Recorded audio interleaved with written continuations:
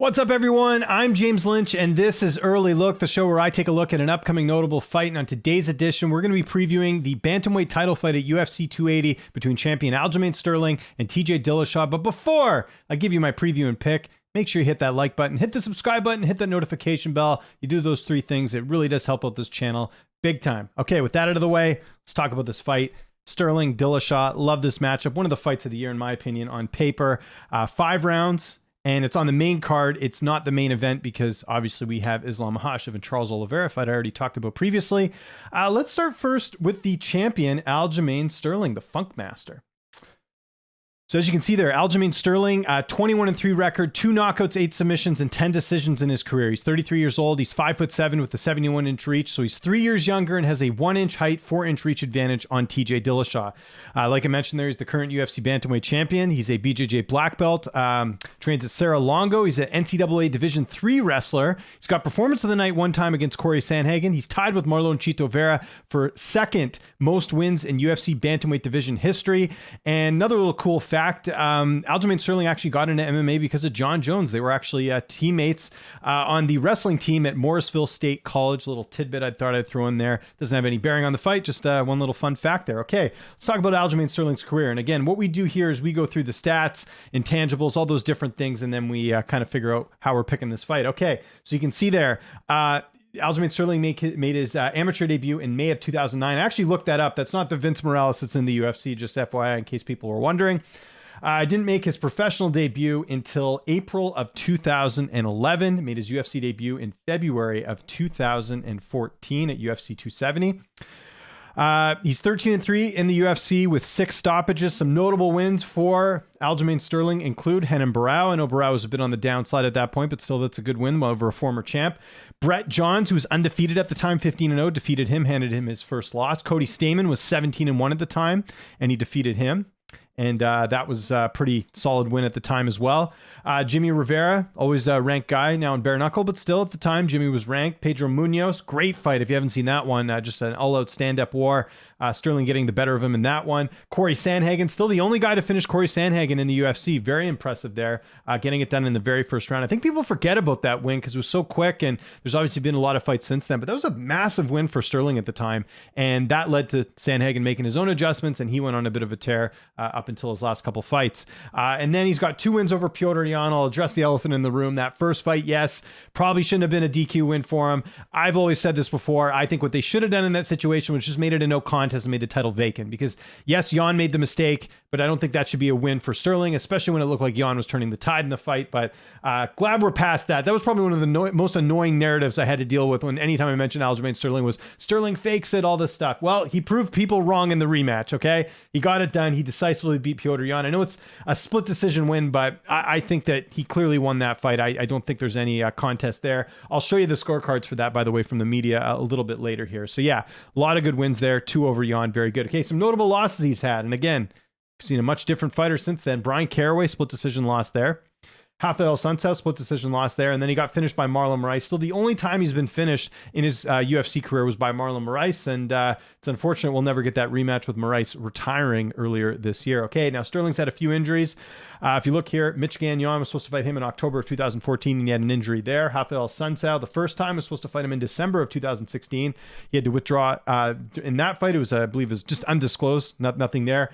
And then, of course, the most notable one was the Piotr Jan injury. He had a neck injury that kept him out for a pretty long time. Remember, fans said he was faking it and all this stuff. Well, don't think that was the case. He actually had to go see a doctor for that one. So that was at UFC 267 in October of 2021. Okay, some close fights that Sterling's been in. I mentioned a couple of those split decisions. You look at the one here, Brian Caraway defeating Sterling. That was back at UFC Fight Night 88 in May of 2016. If you look at the media scorecards for that one, 11 scoring it for Caraway, 13 scoring it a draw, and 1 scoring it for Sterling. So most people feeling like that should have been a draw, not a win for Brian Caraway. Rafael Sunsao, I mentioned it there, losing a split decision in that one. UFC on Fox 23, January 2017. 14 media members scored it for a Sunsao, 1 scoring it a draw, 3 scoring it for Sterling. So that was one he decisively lost, according to the media scorecards. And let's also look up the fight I was referencing last with Piotr Jan, because I actually haven't looked at that yet. And you see here, the majority still picking Sterling or saying that Sterling won that fight. So you'll see here, you've got 1, 2, 3, 4, 5, 6, 7, 8, 9, 10, 11 media members scoring it for Sterling. We've got 5 scoring it a draw and just 2 scoring it for Petr Yan. So again, majority of people feel like Aljamain Sterling deserved to win that fight. So there we go. That's everything you need to know about Aljamain Sterling and what he brings to the table. Again, very talented guy, and that's why this fight is so interesting. Okay, let's get to TJ Dillashaw, the former bantamweight champion.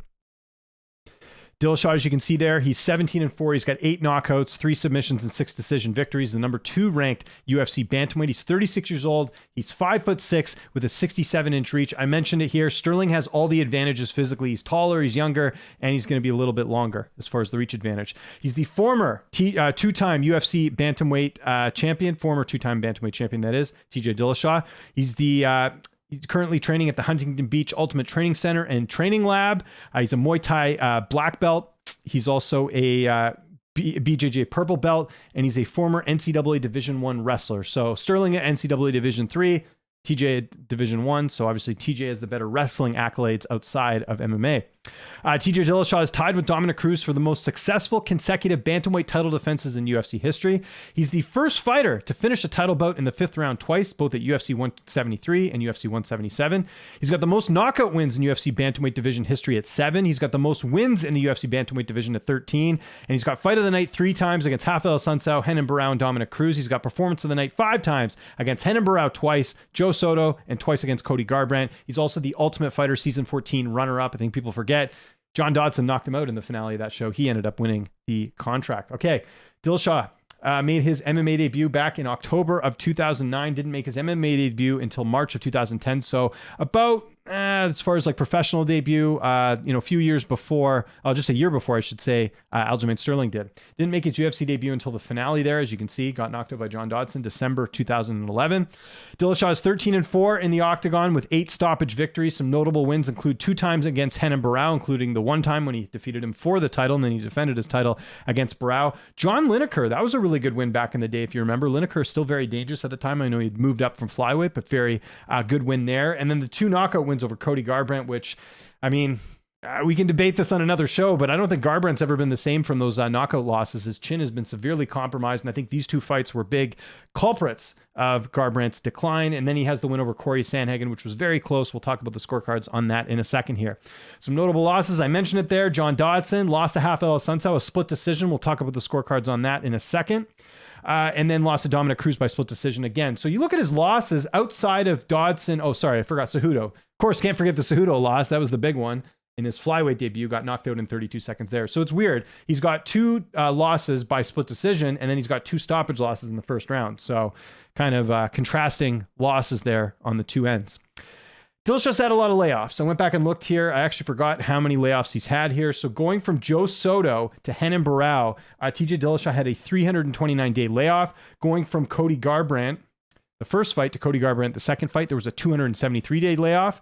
Of course, the big layoff he had due to a PED suspension, we know all about that. That was back in 2019. He didn't fight until last July. There was a 927-day layoff. So that was obviously due to a suspension for performance-enhancing drugs. And I mean, we know all, I don't have to go into detail about what that was. You guys can Google it. But yes, a lot of bad stuff that Dillashaw was taking then. And then even going from this fight, from Sandhagen to Sterling, there's going to be a 455-day layoff in between fights. We fought last July. He's now fighting in October of this year. So, July of 2021 is what I was saying there. So a lot of layoffs for Dillashaw coming into this fight.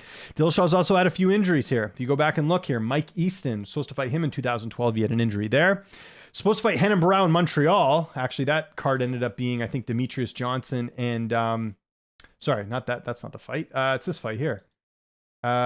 He was supposed to fight Renan Barão in the main event of that card, I believe, and then they bumped up Demetrius Johnson and Horiguchi. Dillashaw had a fractured rib in that one, and then he was supposed to fight Corey Sandhagen back in May of 2021. They ended up fighting in July. There was a cut suffered in training. Not really. I mean, I guess it's an injury, right? A cut, so that's kept him out as well. And we know he also had in between the Cejudo and Sandhagen fight, he had some shoulder issues. Even going into this fight, he's had some surgeries and some issues as well. So. Bit banged up here for a 36-year-old coming into this fight. Now, I mentioned close fights. We're going to look at a couple of those right now. Let's look at the first Rafael Sunsao fight. That was at UFC Fight Night 29 back in October of 2013. 3 media members scored the fight for Sunsao. 10 media members scored the fight for TJ Dillashaw. So realistically, Dillashaw probably should have had that fight. And if that's the case, then he's only got just the one loss since his debut up until losing to Cruz. Speaking of that Cruz fight, UFC Fight Night 81 back in January of 2016, 12 media members scored the fight for Cruz, 1 scoring it a draw, and 10 media members scoring it for Dillashaw. So razor close fight. I remember watching that fight thinking Dillashaw won, but what are you going to do? Can't leave it in the hands of the judges.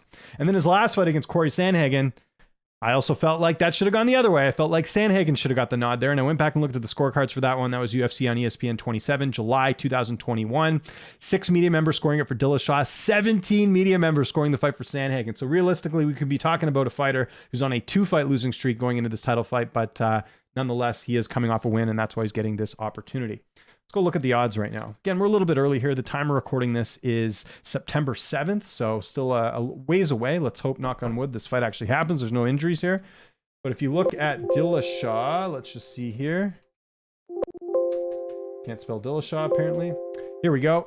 So Dillashaw, you can see there on most books, he is the underdog. And I've already been doing the pros picks for this. I've been getting a mixed bag, actually, which is kind of interesting. But you see overall, Dillashaw's about a plus 145. Aljamain Sterling, the favorite, at minus 170. Okay, so which way am I going to go in this one? Well, let's get back to the screen here. I think I'm going to go with Aljamain Sterling, and there's a couple reasons for that. First off, I think the Sterling that we saw fight Petr Yan, I think showed that he is at the top of the weight class, if not, right there with those in that top 3 for sure. I think no one's really gone out there and done that to Petr Yan in a fight. And I know it was close, but he still won. And to me, if you beat a Petr Yan, that's got to put you in that conversation. Even outside of that, Sterling's had a lot of good wins. Again, Corey Sandhagen victory. If you look at the strength of schedule, he's fought a lot of good guys. And to finish a guy like Sandhagen, very impressive in his back pocket. He's got good wrestling. His striking's come a long way. I mentioned the Munoz fight. That was a stand-up battle. He ended up winning that one. Looked great in that fight. And he's got a good ground game as well. So there's, Sterling is good everywhere in this fight. And I think if this fight had taken place, say, 5 years ago, I would probably favor Dillashaw because we know what Dillashaw was doing at a high level. Now, I don't know. Like, again, he beat Sandhagen, but it was a very close fight, and some people felt like Sandhagen should have got the nod in that one. The other concern, there's a bunch of concerns with Dillashaw. That's mainly what it comes down to here. If we're talking about the TJ Dillashaw that fought Dominic Cruz, even in a losing effort, I would think this fight's a little bit closer, and maybe I would pause and say, okay, maybe Dillashaw would be the favorite here, but you got to add in all the injuries he's had in his career. He's 36 years old. We just saw a Dominic Cruz fight a few weeks ago at the time of recording this, get finished by Chito Vera. At some point, Dillashaw is going to be on the decline. Maybe it's this fight. I don't know. He's been knocked out twice already. Cejudo and John Dodson. That's not good. And I know Sterling's been knocked out as well, but he's been knocked out a few times. He's also been in wars. That's something that, with Sterling, he hasn't really been in a ton of wars, right? Dillashaw has. Like those fights with Garbrandt, those were shot for shot, and he just happened to get the better shots there. But that's got to take years off your life. And then the injuries, right? We talked about it. The fact that he's coming in on a big layoff on this fight because of, again, some injuries. He was dealing with injuries even when he was, using his suspension or in a suspension, right? So that's another concern. And then, of course, the layoffs. Like, he has way bigger layoffs than Sterling does coming into this fight. And a guy at that age, it doesn't bode well. Like, I'd love to see some data, but if you look at fighters that are older and have layoffs, they tend not to do so well. So that's another reason not to like him. And that's what it comes down to. Like, I think on paper, if we're talking about the best TJ Dillashaw we've seen in the cage and we're talking about Aljamain Sterling, I think it's a close fight. But I think right now you have to go with Sterling. He's been more active. He's fought better opposition, I think, over the last, I shouldn't even say he's fought better opposition. I'll take that back. I would definitely say Dillashaw's fought better opposition. But I also think that, activity is going to be a big thing in this fight. And I also feel with Sterling that he may not have the wrestling credentials that Dillashaw does, but I feel like he can hang with Dillashaw's wrestling, right? The striking, I feel like he can hang there. I think his striking's improved enough where I think that he can hang with the Dillashaw. Is Dillashaw the better striker? Probably, but still, that's something to sort of keep in mind as well. And we also mentioned the damage factor here. So how does Sterling do it? Well, that's the question. Is this the fight where Dillashaw gets finished like he did in the Cejudo fight? Probably not. Sterling's not a power puncher. Yes, he does have a first round finish over Corey Sandhagen, but that was a submission victory. I don't think we're going to see him submit Dillashaw, who, to my knowledge, I don't think has ever been submitted in a fight before. So there's that. So he's not a power puncher, which means he's probably not going to knock out Dillashaw in the first round, because that is one method you could say with Dillashaw, just go for broke like Garbrandt did, although it backfired against him. The other thing is, can he submit him? Probably not. So how does this play out? I think it's going to be a decision. I hate saying decisions a lot because I know sometimes people say that's a safe bet here, but I just think Dillashaw is going to be durable enough. I think it's going to be close. Maybe not as close to the Sandhagen fight. I think this will be more decisive of a win for Sterling, where the judge, there won't even be any questions with the judges. I could see them going straight for Sterling, giving him a dominant performance here. Maybe Dillashaw steals one of the rounds early on, but to me, this is Sterling's fight to lose. I really think he has a lot of advantages here. He's going to be bigger. He's younger. There's just so many reasons to like Sterling here, and that's why I'm going with him. And I think even right now, if you want to bet him at minus 165 or whatever the odds are right now, I think that's good value. I don't think we'll see TJ Dillashaw win the title again. I'm a firm believer in that. Maybe this is the fight. Maybe Dillashaw surprises us and he's gotten better with the time off. But you know, the data sources shows us that fighters that are older and have had long layoffs and had a lot of injuries tend not to do so well. So there you go. All right, guys, let me know what you think in the comment section below. Who are you picking in this fight? How do you think they get it done? Let's have a discussion here. I hate insults. Let's just go through why you think a certain fighter is going to win. Let's hear your reasons why. Love doing that. Also, if there's any other fight previews you want me to do for any upcoming fights that are coming up, just so you know, I am going to be doing some more fights on UFC 280, so don't worry about that. We'll definitely do some previews for those. There's a couple big fights on there that I haven't talked about yet. And if there's any other fights outside of that card, let me know what you think. Just let me know in the comments. Very receptive to hearing your feedback here. I always say this, my channel is your channel. I want to make sure that you guys are getting the type of content you want. One last time, make sure you hit that like button, hit the subscribe button, hit that notification bell. You do those 3 things, you won't miss any of the content I'm posting on here, which is pretty much every day. I do interviews full time, but this channel is kind of like a side project, and I still try and make sure that there's content on here every single day. I'm James Lynch. Thanks so much for watching, and I'll see you next time.